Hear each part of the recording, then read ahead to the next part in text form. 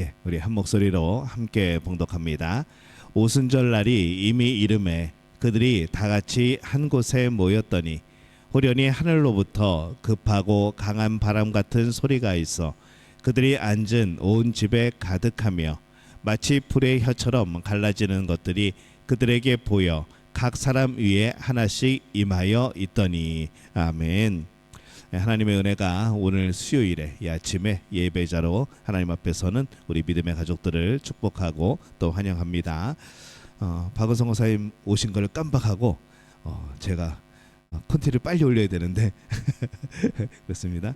예, 빨리 올렸어요. 예, 나중에 올리고 나서 보니까 권사님이 드디어 오셨더라고요. 예, 환영합니다. 반갑습니다. 건강하게 만나게 되어서 좋습니다. 오늘 불타는 능력의 사람이 되라 라는 제목을 가지고 함께 우리 성령에 대한 말씀 계속 나눠보려고 합니다. 오늘날의 많은 그리스도인들의 가장 그런 문제가 뭘까? 영적으로 냉랭해지는 경향이 있다는 거죠. 교회 열심히 출석하고 또 예배 열심히 참석하고 또 신앙생활을 하고 있지만은 한켠에 나도 모르게 마음이 식어져 있는 이제 그런 경우들을 만나게 됩니다. 하나님을 향한 열정 굉장히 열심을 내서 썼는데 이게 이제 벌써 과거형이 되어지고 또 거룩함에 대한 갈망도 자꾸 사라지는 것 같고 또 영혼을 향한 부담도 점점 사라져가는 이 거룩한 부담에 대해서 점점 그 부담감이 사라져가는 그런 우리의 때를 만날 때가 있습니다. 이 오순절의 교회 초대교회를 보면은 사뭇 분위기가 달랐던 것을 봅니다. 오순절에 성령께서 임하실 때 하나님은 자신을 불의 형상으로 나타내시죠. 그래서 그 불은 단순한 상징이 아니고 그것은 하나님께서 친히 자기의 백성 가운데 거하시기 시작하셨다는 이제 그러한 의미가 되어집니다. 성령께서 불처럼 임하셨던 것다는 것은 하나님께서 사람들 안에 들어오셨다는 것이죠. 그리고 우리 안에 거하고 계신다는 새 언약이고 아주 그런 중요한 의미가 되어집니다. 그래서 성령 받으라 이 말을 다르게 해석하면 어떻게 되어지는가 하면은 하나님이 너와 함께 하심을 믿으라. 하나님이 너와 함께 하시도록 해라. 하나님이 너와 함께 하시도록 마음을 열어라. 이제 그런 뜻이 되어지는 것이죠. 늘 선지자를 통해서 말씀하셨던 하나님, 때로는 놀라운 역사를 통해서 어느 날 사람을 만나 주셨던 하나님, 이제 그런 하나님이 아니고 뭔가 가서 만나야 되는 하나님이 아니고 내 안에 들어오신 하나님, 이 놀라운 사건이 바로 성령이 임하신 그러한 사건입니다. 그래서 오늘 우리는 이 오순절의 불이 의미하는 바를 살펴보면서 냉랭함을 청산하고 다시 하나님의 불로 타오르는 그런 복된 삶으로 살아가게 되어지시기를 축복을 합니다. 자, 하나님은 어떠한 분이실까 생각해 보면은 우리의 이해를 초월하시는 분입니다. 성경은 하나님을 종종 불에 비유를 합니다. 히브리서 12장 29절에 보면은 이렇게 기록을 하죠. 우리 함께 읽어볼까요? 시작. 우리 하나님은 소멸하는 불이심이라 이렇게 하나님을 표현합니다. 그러나 우리가 먼저 기억해야 될 것은 하나님은 본질적으로 인간의 이해를 초월하십니다. 사도 바울도 말하죠. 고린도전서 2장 11절에 보면 이렇게 그가 고백을 합니다. 함께 읽습니다. 사람의 일을 사람의 속에 있는 영 외에 누가 알리요? 이와 같이 하나님의 일도 하나님의 영 외에는 아무도 알지 못하느니라 이렇게 기록을 합니다. 하나님의 마음, 하나님의 뜻은 우리 안에 있는 성령 하나님이 아신다는 거죠. 그래서 이 하나님을 우리가 완전히 이해한다는 것은 불가능합니다. 하나님의 뜻을 다 안다는 것은 불가능하다는 거죠. 우리는 하나님을 연구할 수는 있지만은 완전히 이해할 수는 없습니다. 하나님에 대해서 말할 수는 있지만은 하나님을 완전하게 설명할 수는 없는 거죠. 3세기의 신학자였던 이 노바티아는 하나님의 위대하심을 묵상하면서 이 결국 인간의 모든 언어 그리고 인간의 모든 생각이 결국에는 하나님 앞에서는 침묵할 수밖에 없다라고 말을 합니다. 왜냐하면 하나님의 생각이 우리의 생각보다 훨씬 크고 우리의 언어보다 하나님이 크신 분이기 때문이라는 거죠. 그가 이렇게 얘기합니다. 만약에 우리가 하나님의 크심을 전부 이해할 수 있다고 만약에 가정을 한다면, 만약 그렇다면 하나님에 관한 개념을 형성할 수 있는 우리의 마음보다도 하나님은 작은 분이 되어버리는 것이죠. 그러니까 내가 생각하는 하나님, 내가 마음에 품을 수 있는 하나님, 딱 그 정도의 하나님만 우리는 말할 수 있다는 겁니다. 그러니까 우리가 하나님을 마음에 품을 수 없다는 거죠. 이해할 수 없다는 거죠. 또 하나님은 모든 언어보다 크신 분이기 때문에 어떤 말로도 하나님을 완전하게 표현할 수 없다라고 말합니다. 만약에 인간의 언어가 우리의 말하는 것들이 단어들이 하나님을 완전하게 표현할 수 있다고 한다면은 그럼 하나님은 어떤 분이신가? 우리가 표현하는 언어보다도 작은 분이 되어진다는 거죠. 그래서 이것도 이제 안 되는 겁니다. 물론 우리는 어느 정도까지는 언어 없이도 하나님을 경험할 수는 있습니다. 그러나 어떤 인간도 하나님을 본질적으로 언어로 말로 표현할 수는 없는 거죠. 누가 하나님을 만약에 빛이라고 표현을 합니다. 그런데 이것은 하나님의 피조물 세계 가운데 한 측면, 빛으로 임하신 하나님을 설명하는 것이지 하나님 그 자체를 설명하는 것은 아니라는 것이죠. 왜냐하면 우리가 빛이라는 말로 하나님을 완전하게 설명을 했다 그러면은 하나님은 인간의 언어 안에 빛이라는 그 개념 속에만 계신 하나님이 되어버리는 겁니다. 지금 여러분들은 조직신학을 하고 있습니다. 조직신학 중에서 하나님을 어떻게 증명할 것인가, 지금 그 부분을 여러분 하고 있는 겁니다. 누군가 하나님을 만약에 능력이라고 표현을 했다고 한다면은 이것 역시 하나님의 한 속성을 설명한 거지 하나님의 본질을 설명한 것은 아닙니다. 능력이라는 한 단어로 하나님을 설명할 수는 없다는 것이죠. 만약에 또 누군가 하나님을 위엄이라고 설명을 했다고 한다면은 이것 또한 하나님의 영광스러움을 설명한 것이지 하나님 자신을 설명한 그런 표현은 아니라는 겁니다. 그래서 하나님은 우리 이해를 넘어가시고 초월하시는 분입니다. 그래서 하나님은 자신의 본질을 직접 설명하시기보다는 내가 어떤 것과 같은지 비유를 통해서 많이 보여주셨습니다. 그리고 그 대표적인 비유 가운데 하나가 바로 불이라는 것이죠. 성경에 보면은 하나님이 불의 형상으로 많이 나타나십니다. 그것은 하나님이 불이기 때문에 그렇게 나타나는 게 아니라 불이라는 한 가지 소재를 통하여서 자신을 알려주신 겁니다. 그래서 이 오순절의 불은 하나님께서 사람 안에 거하신다는 선언이 되어지는 겁니다. 각 사람 위에 그 불이 임하였다고 그랬죠. 이 하나님은 성경 곳곳에서 불 가운데 자신을 나타냅니다. 모세가 보았던 불타는 떨기나무, 그 속에 하나님이 계셨고, 광야의 불기둥 가운데 하나님이 함께 하셔서 인도하셨고, 또 성막과 성전에서도 불의 영광으로 임재하셨고, 또 에스겔은 하나님의 영광을 보면서 불과 같은 광채를 봤다라고 그가 고백을 합니다. 그리고 오순절날 성령께서 불의 모습으로 다시 나타나신 겁니다. 불의 혀같이 갈라지는 것이 그들에게 보여 각 사람 위에 하나씩 임하여 있더니, 그러니까 우리 모두의 하나님이시기도 하지만은 우리 각 사람에게 임하시는, 우리 안에 들어오시는 하나님이라는 것을 표현하는 거죠. 그 불이 단순한 그리고 우리가 보는 불의 형상이 아닙니다. 구약의 하나님께서 이제까지 자기 백성들 가운데 영원히 거하시기 위해서 보여주셨던 그 모습으로 오신 겁니다. 과거에는 하나님께서 사람들 밖에서 임재하셨죠. 저 멀리서 응답하시는, 막 부르짖으면 그때서 나타나시는. 근데 구약의 하나님께서 이제 자기 백성들 가운데서 영원히 함께 하시고 거하시기 위해서 오신 사건이 이 오순절 성령 강림의 사건입니다. 신약의 핵심은 뭔가? 하나님이 사람 안에 거하신다라는 것이죠. 한번 따라해 볼까요? 하나님이 사람 안에 거하신다. 자, 이거는 이제 우리의 언어로 표현하면 그렇습니다.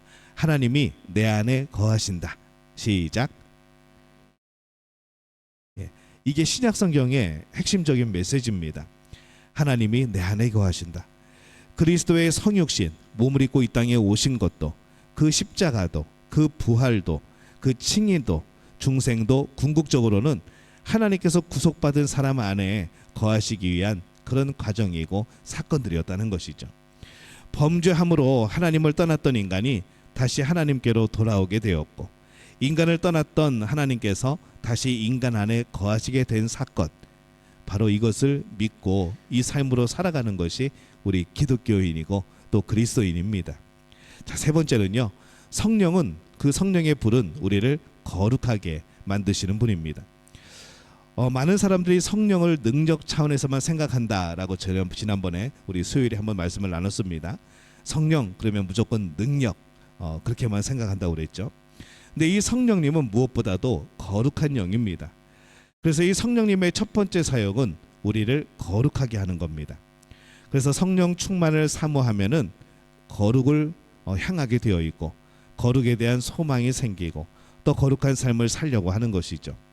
성령 충만을 사모하면서도 죄를 가볍게 여기고 늘 죄 가운데 살아간다면 그것은 굉장히 모순된 그런 삶이 되어집니다. 그래서 야고보는 이렇게 얘기합니다. 야고보서 4장 8절에 보면은 함께 읽어봅니다. 하나님을 가까이 하라. 그리하면 너희를 가까이 하시리라. 죄인들아 손을 깨끗이 하라. 두 마음을 품은 자들아 마음을 성결하게 하라. 이렇게 기록을 하죠. 기독교의 목표는 단순히 행복해지는 게 아닙니다. 거룩해지는 거죠. 우리의 삶의 목표는 거룩해지는 겁니다.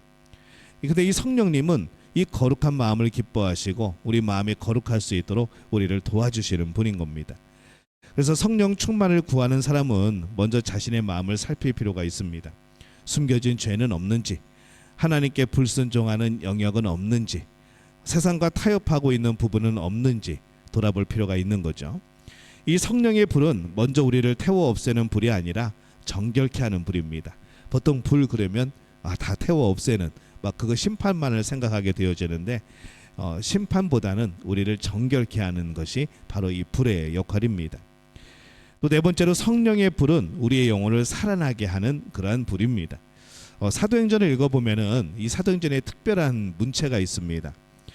굉장히 바울이 어려움을 당하고 때로는 많은 믿는 자들이 핍박을 당하고 그러한 모습들이 펼쳐지는데 전체 문장의 분위기를 보면은 이게 어떤 패배의 분위기라던가 완전히 식어진 분위기라던가 아니면은 어디 숨어서 그냥 우울하게 지내는 분위기라던가 이런 분위기가 아닙니다. 사도행전 전체를 읽다 보면은 계속해서 거기서 느껴지는 힘이 있죠. 이 사람들이 무슨 힘으로 이렇게 복음을 전하는가? 이 사람들이 이런 상황에서 무슨 힘으로 그 어려움들을 이겨내는가?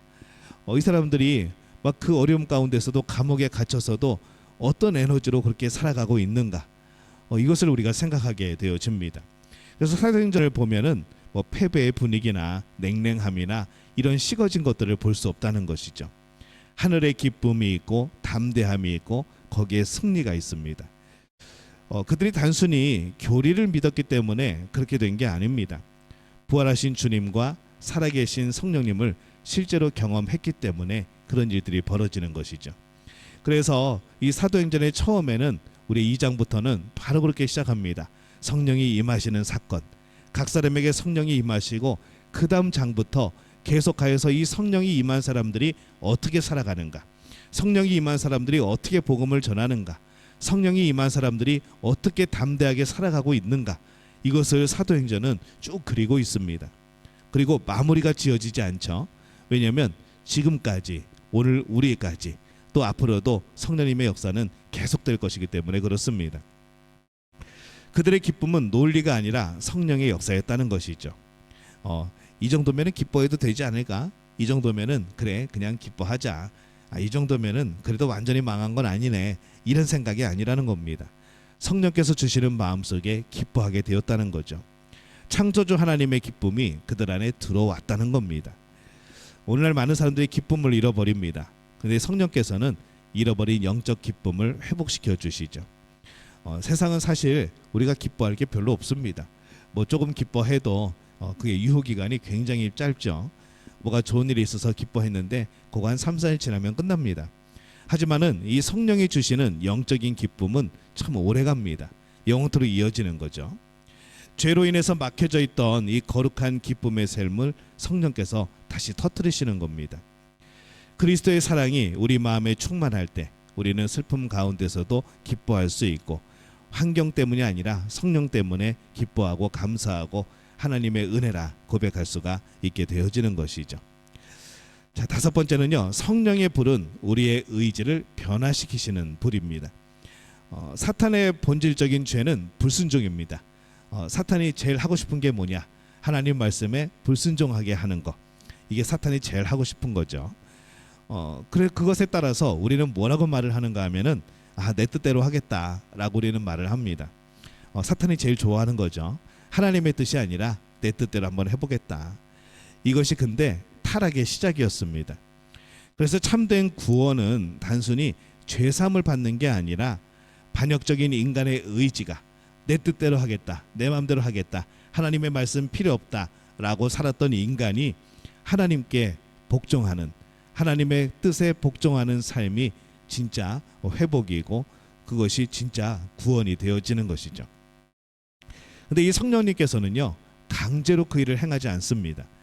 우리의 의지를 강제로 파괴하지 않습니다. 막 억압해가지고 협박해가지고 막 무섭게 해가지고 우리의 의지를 무너뜨리지 않는다는 것이죠.